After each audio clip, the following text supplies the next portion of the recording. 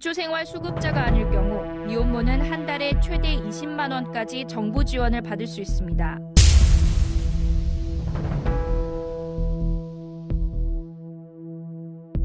양육하는 친구들의 가장 어려움은 직장을 다니든 아기를 보육시설에 맡기든 일단 돈이 있어야 되는데 본인이 이곳에서 나가서 자립할 수 있는 어떤 가정, 이 틀이 만들어지지 않다 보니까 그게 제일 어려워하는 부분이죠.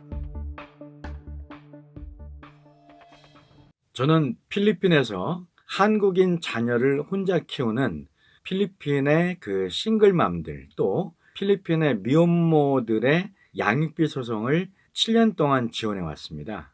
저희가 필리핀에서 양육비 소송을 지원하게 된 이유는요, 엄마와 아이가 제대로 살아갈 수 있기 위해서는 가장 우선적으로 필요한 것이 경제적 자립이라고 생각해서입니다.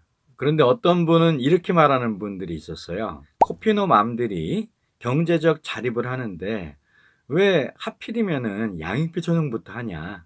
우선은 뭐 그 코피노 맘들이 미용을 배운다든지 이렇게 스스로 직업을 갖게 하는 거, 이게 더 중요한 게 아니야, 이렇게 말하는 분들이 있었습니다. 그런데 코피노 맘들이 뭐 미용을 배운다든지 뭐 기술을 배운다든지 이렇게 하려고 하면은 시간이 필요하거든요.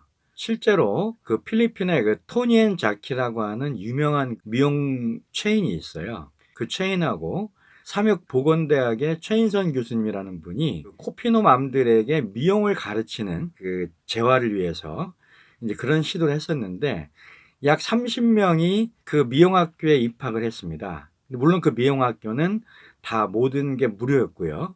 그런데 끝까지 남은 코피노맘이 한 명도 없었어요. 이게 왜 그러냐면요, 코피노맘이 그 미용학교에 다니는 동안에 뭐 숙식이라든지 이런 것들을 다 제공해 주지만 문제는 애는 어떻게 먹일 수가 없잖아요. 그러니까 결론적으로 그 코피노맘이 그렇다고 아이한테 야, 엄마가 미용 기술을 배워서 돈 벌 때까지는 굶고 있어라, 이렇게 할 수는 없잖아요. 그래서 실제로 코피노맘들이 미용학교에 30명이 들어갔는데 끝까지 남은 코피노맘은 한 명도 없었습니다. 근데 그때 저희가 이런 생각을 했어요. 코피노맘들이 경제적 자립을 하려고 하면은 시간이 필요하고 그 시간을 갖다가 버티게 해주려고 하면은 양육비를 먼저 받아야 된다, 이런 생각을 하게 됐었습니다. 근데 저희는 사실 필리핀에서 이 싱글맘이나 미혼모들을 지원하면서 한국은 좀 다를 줄 알았어요. 왜냐하면 한국은 OECD 선진국이니까. 그런데 막상 보니까 한국의 미혼모들은 필리핀에 있는 그 싱글맘하고 근본적으로는 별로 차이가 없더라고요. 현재 한국에 미혼모의 숫자가 약 2만 2천 명이 되는데요. 이 한국의 미혼모들이 경제적 자립을 하는 것이 쉽지 않겠더라고요. 왜냐하면 우선은 자립을 하려고 하면 뭔가 그 자기만의 어떤 기술을 배운다든지 뭔가 그 준비할 수 있는 시간이 필요한데, 만약에 그 미혼모의 부모님이 넉넉한 집안이 아닌 경우에는 아이를 키우면서 그 준비를 같이 해야 되잖아요. 그런데 그게 현실적으로 가능하지 않잖아요. 그죠?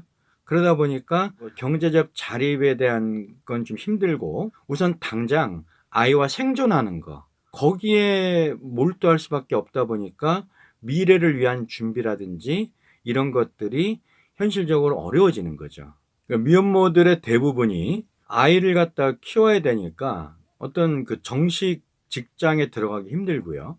주로 뭐 편의점이나 혹은 뭐 식당이나 이런 쪽에서 알바를 주로 하거든요. 그러니까 알바를 하고 사니까 당연히 경제적으로 자립이 힘들고, 또 그렇다고 뭐 누가 지원해 주지 않는 한은 본인이 경제적으로 자립하기 위한 준비를 할 수가 없잖아요. 그런 것들이 문제더라고요. 물론 뭐 한국이 그 미혼모들을 위해서 뭐 여러 가지 복지 정책을 쓴다고 하지만 국가에서 그 아이의 양육비로 지급하는 금액이 월 20만 원입니다. 그러면 이 월 20만 원 갖고 아이를 키운다는 건 불가능하잖아요.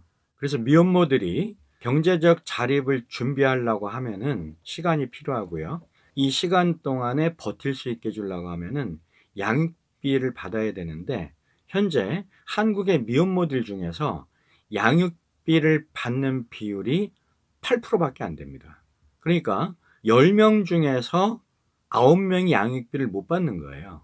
그리고 미혼모들 중에서 양육비를 청구하는 비율도 아주 상당히 낮은 편인데요. 왜 이렇게 양육비를 청구하지 않는지 물어보면은 보통 두 가지 이유를 말합니다. 첫 번째는 양육비 청구를 해봐야 양육비 받는 것이 현실적으로 굉장히 어렵다. 뭐 이런 소리를 들어서 청구하지 않는다고 하고요. 또 두 번째는 현재 그 아이 아빠의 연락처도 모르고 또 어디 사는지도 모르고, 그러니까 다시 말하면 아이 아빠와 연락이 두절됐기 때문에 어딘지도 모르니까 소송할 엄두가 안 난다, 이렇게 얘기하더라고요. 물론 2년 전까지는 이렇게 양육비 소송을 해도 양육비를 받는 것이 현실적으로 정말 어려웠던 게 사실이고요. 하지만 지금은 배드파더스 사이트를 통해서 양육비를 받는 것이 이전보다 아주 훨씬 쉬워졌고요. 또 현재 그 정치권에서 이야기하고 있는 양육비 미지급자들에 대한 제재, 이게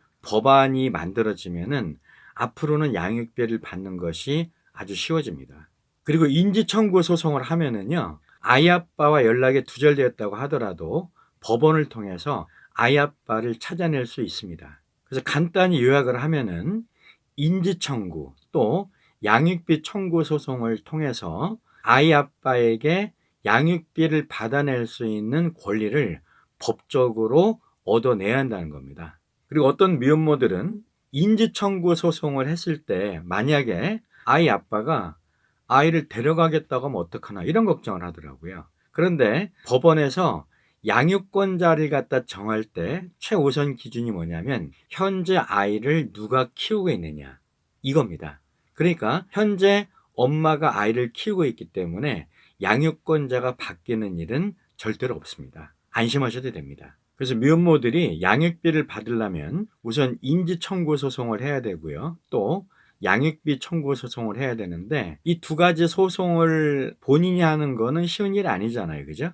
그러다 보니까 결국 변호사의 도움을 받아야 되는데 이 변호사의 선임료가 워낙 높다 보니까 이것이 뭐 상당히 부담이고, 그래서 양육비 소송 또 인지청구 소송을 갖다가 하지 못하는 경우들이 너무 많습니다. 그래서 제가 법무법인 진성의 남성욱 변호사님에게 미혼모들의 인지청구 그리고 양육비 소송에 적극적으로 나서달라고 요청을 했고요. 법무법인 진성이 서울 경기 지역의 미혼모들, 이분들을 위해서 인지청구 또 양육비 소송을 최대한 실비로 선임을 해서 적극적으로 나서기로 했습니다. 법무법인 진성의 남성욱 변호사입니다. 현재 국회에 양육비 관련 법안이 약 10개 정도 상정되어 있습니다. 위 법안이 신속하게 통과되기를 희망합니다. 그리고 저희 법무법인 진성도 양육비 문제 해결을 위해서 일조하겠습니다. 감사합니다. 그리고 전국에 있는 22,000명의 그 미혼모들이 양육비 소송 또 인지청구 소송을 할 수 있도록 하기 위해서 양육비 해결 총연합회에서 각 도별로 그 중심 도시, 그러니까 예를 들면 뭐 경남은 부산, 경북은 대구, 또 뭐 충남은 대전, 이런 식으로 각 그 중심 도시에 있는 법무법인들에게 협조와 동참을 요청하고 있습니다.